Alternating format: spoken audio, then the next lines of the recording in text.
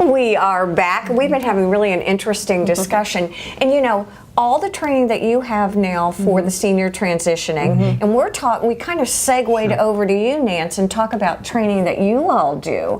Talk to us a little bit about that. It's really interesting. You know, I think the interesting thing about the Low Country is we have a lot of young people coming out of CNA programs or perhaps like a Job Corps situation who are really interested in launching their career into healthcare as it pertains to seniors.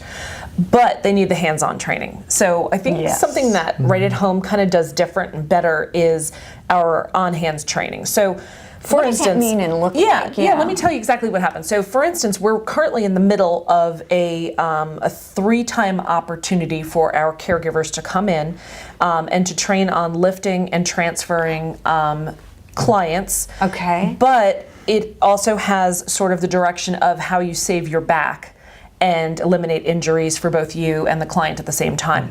So what we kind of do is we set up 3 different times, one morning, one afternoon, one evening. So depending upon what the caregivers are currently working, they can at least fit one of those trainings. And they have come in, they have used Hoyer lifts, they've used gait belts, they've used sliding boards, wheelchairs, and they actually have to prove to us after we've shown them what to do, they have to apply it and show us that they know how to do it. You know what's interesting to me, what I hear from you saying that is you are talking about client safety, but you're also talking about self-care. Yeah.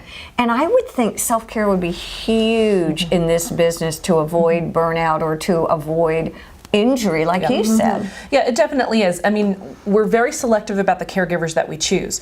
And so when we invest all the time and the training in them, we want to make sure that they're healthy, that they're not hurt, because then that means that they can't take home a paycheck too.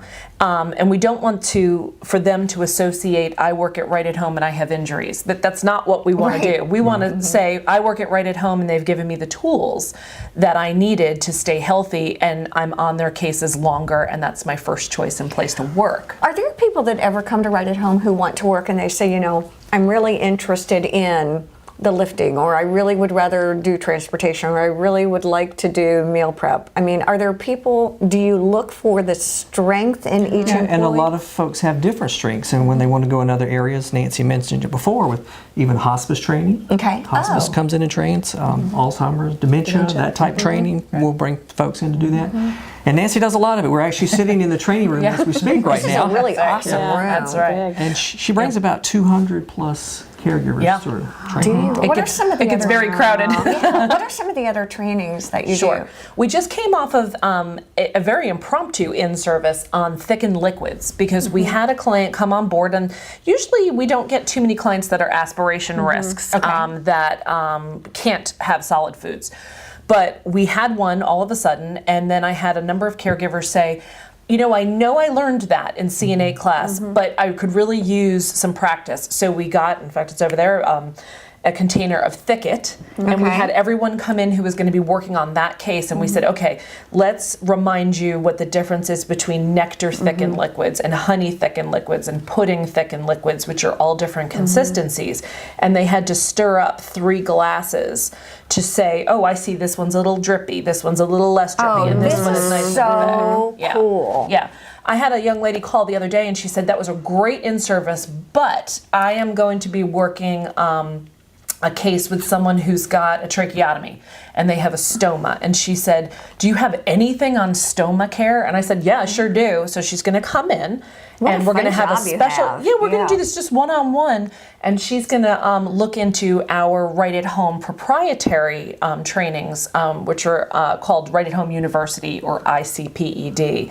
And I've got all of these other trainings loaded for people as needed. So she's just going to come in and go, now I feel much more comfortable cleaning this stoma for this next client I'm going to. That's so important for quality of care. Yeah.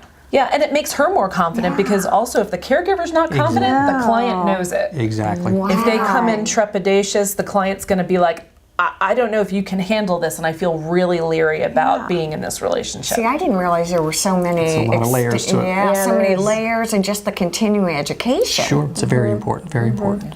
Well, thank you so much for joining us. This is so interesting. Unfortunately, that went by very fast, but we appreciate it. Yeah, you got to come back. I know we will. And thank you for joining us here on the Senior Network, where senior care experts come together. See you next time.